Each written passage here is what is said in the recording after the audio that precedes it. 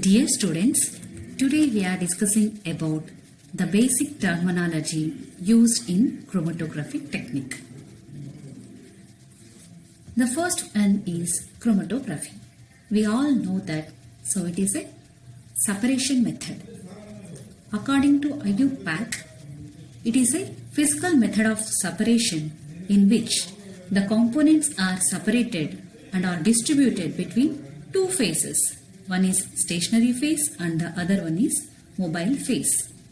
So, the mixture of components that are going to be separate or moved in a definite direction. Next term is stationary phase. The term itself indicates that it is a stationary, that it can't move.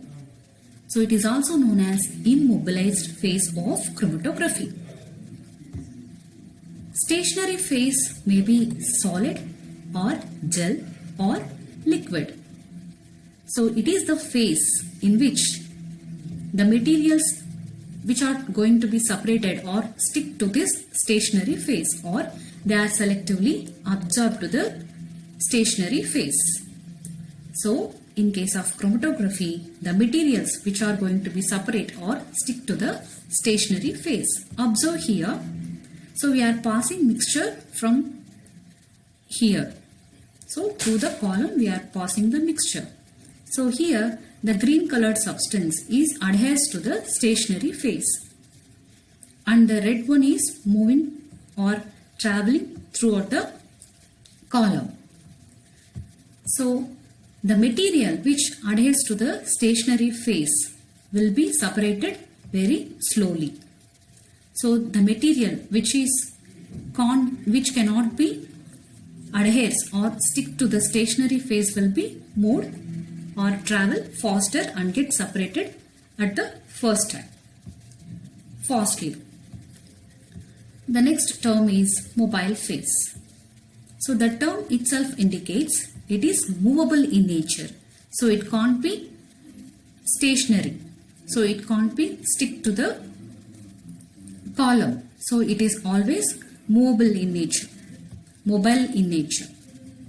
So always it is a liquid or gas that flows through the chromatography system, and the materials which are going to be separated or travel through the mobile phase and are get separated at different rates over the stationary phase. Next term is chromatogram.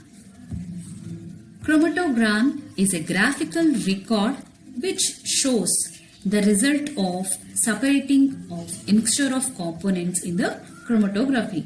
See, observe here. So it is a chromatographic paper which we can call it as a chromatogram. So here the mixture is going to be separated into three different components. So here we can see this is the chromatogram.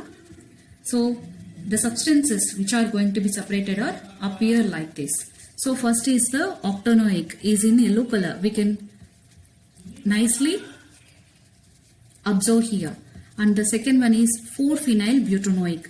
And the next one is the decanoic. And next one is 4-phenyl hexanoic. And the next one is dodecanoic. So all these 5 are different components which are separated in a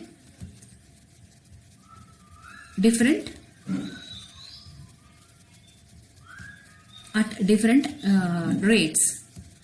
So this representation is called as a chromatogram. And next terms are eluent.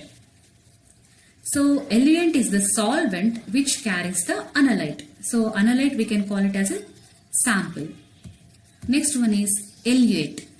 So eluate is a analyte material which emerges from the chromatogram.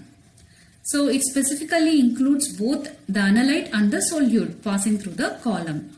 Whereas in case of eluent, it is only the solvent which carries the analyte. So eluate is a analyte and the solute. Next term is analyte. So analyte is the sample which we are going to be analyze. Next term is blank. So blank is nothing but the solvent which is free from the sample, or the solvent which is free from the analyte. So a sample that does not includes the analyte is known as blank. For example, mobile phase, diluent and the solvent used for the extraction of sample. So all this comes under blank. So blank is nothing but without analyte or without sample. Next terms are peak width and peak area. So these two terms are comes under peak elements of the chromatography. So first one is peak width. So peak width is a chromatographic peak area where the peak's full width at half of the maximum. See here. So this is called as peak width. The area which is half of the peak area is known as peak width. And next term is peak area. Peak area is the triangle area. So the area which comes under the triangle, which is calculated by multiplying both height and width of the peak. So it is known as peak area. So these two terms are comes under peak elements. So here this is the peak width and this is called as peak area. Next terms are commonly used term is flow rate. So flow rate is the amount of mobile phase that passes through the column per unit time is known as flow rate. So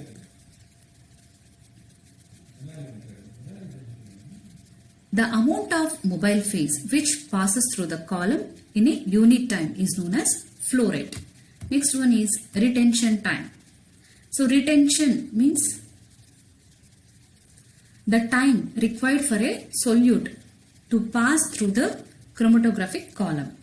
So how much time it will be retained within the column is known as retention time. So the time taken for a solute to pass through the chromatographic column is regarded as a retention time. Next one is a retention volume.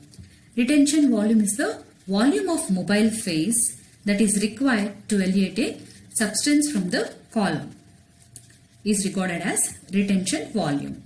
So how much amount of volume is required for a mobile phase to elevate the substance from the column is known as retention volume. Thank you, students.